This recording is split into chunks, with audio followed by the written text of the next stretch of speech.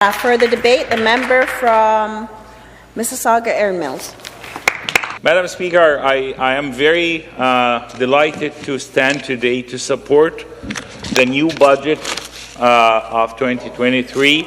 And there's many aspects we can talk about this budget. As my colleague beside me did, focused on one point, I will speak generally about actually 2 points.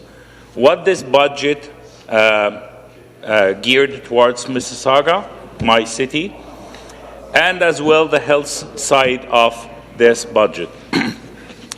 Talking about Mississauga, we are getting close and more funding for the LRT, the Hazel-McKillian line, which is huge spending in transit and still covered in this budget.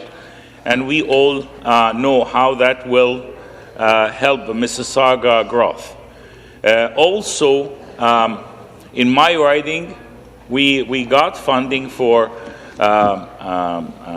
community center, South Community Center, and there is more spending in the city when it comes to festivity and all kind of spending in this budget still covered during multiple government agencies like Terrarium funding, which again help Mississauga to be a vibrant city. Also the Mississauga Hospital, the Terrarium Health Partners, which is going to be the biggest hospital in the Canadian history, biggest emergency room in Canada, and it is state-of-the-art hospital, which is Mississauga in bad need for. I can say that since I immigrated to Canada, we had 2 hospitals, and in 23 years, Mississauga grown from maybe, 200,000 to almost more than 1 million now. And again, like we have to expect with this kind of growth, the healthcare system is having issues. And that should not be the case if a proper planning was done, if the government, which was in time responsible for that, did their job into projecting the growth and making this ready. Now, the hospital might take 7 years to get done, but at least we are getting shoveling ground, we are getting things starting and working, and we hope that we can see that coming to life very soon. Other aspect of healthcare, which my colleague actually, the independent from the other side, touched base on and said, like, where is medical staff? Where is in the budget is medical staff? And again, I will speak about that because as a person who lived that dilemma, as my wife was an international medical graduate, and we had the challenge for her to get into the system with all the challenges there, which caused us for her to have to leave the province for 7 years to get her license in Ontario. That's another discussion. I'm not going to get into it, but I promised her at the time that we will work hard to change that, make things different.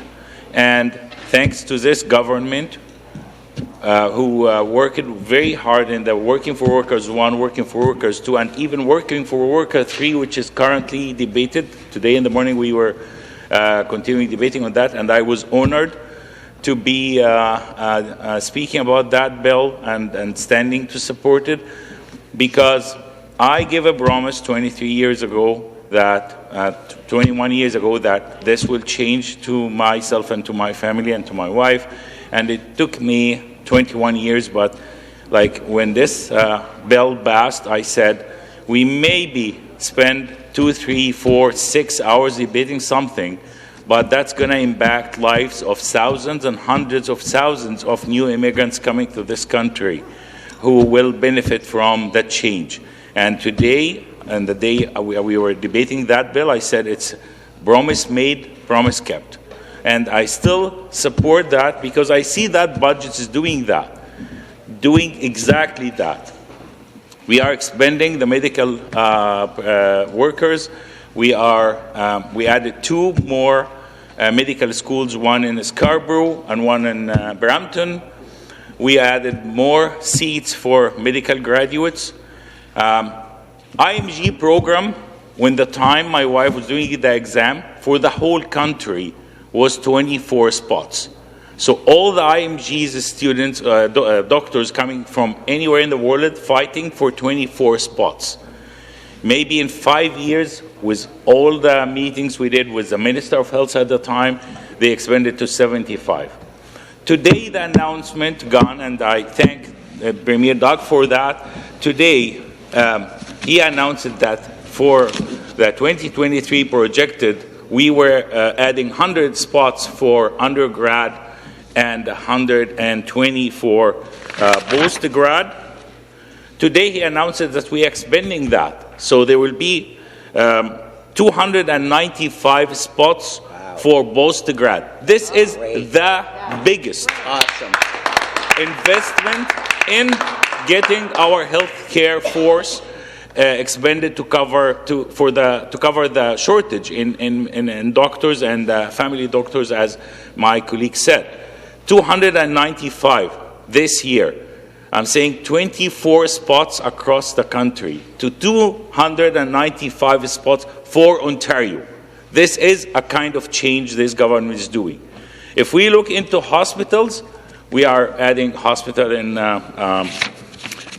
Windsor. We are adding a hospital in Oak Valley, Oxbridge, state-of-the-art acute care hospital in Windsor, Ottawa Hospital Saving Campus, Runnymede Healthcare, First Responder Wellness and Rehabilitation. Of course, the Mississauga Hospital. There is a huge spending in healthcare infrastructure.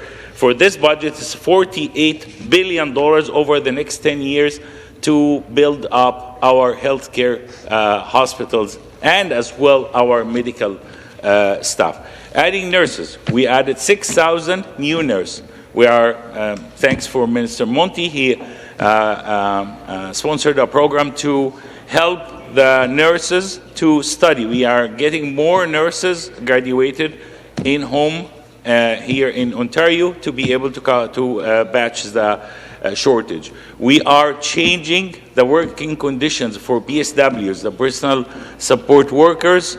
We made their condition of their work are better. We added more hourly rate to make sure that we can retain those. We are expanding into this. There is many colleges now offering training, very short training. I think it's a year training or 2 semesters, and we are getting BSWs, more BSWs to add to the force to support the need. Adding long-term care. This is the first government at 30,000 long-term care beds. Since 2019, we approved more than 30,000 long-term care beds. In 7 years of the previous government, they added 640 beds for the whole Ontario. I'm very proud with my colleagues from Mississauga, the 6 MPPs from Mississauga. We managed to get to Mississauga 1,128 beds in Mississauga, just Mississauga. So I just want to compare the numbers. 1,160 beds in 1,128 beds in Mississauga versus 640 beds in 7 years in whole Ontario. You see the comparison? This is the amount of spending we are doing. It's all major projects, transit projects, highways, hospitals. This is infrastructure needed for Ontario to be ready to welcome the 500,000 newcomers every year. It's going to be coming in the next few years for every year 500,000. They need housing. They need hospitals, they need highways, they need jobs. And I'm very, very proud of this government for that budget, which I see it as unheard of. Thank you very much.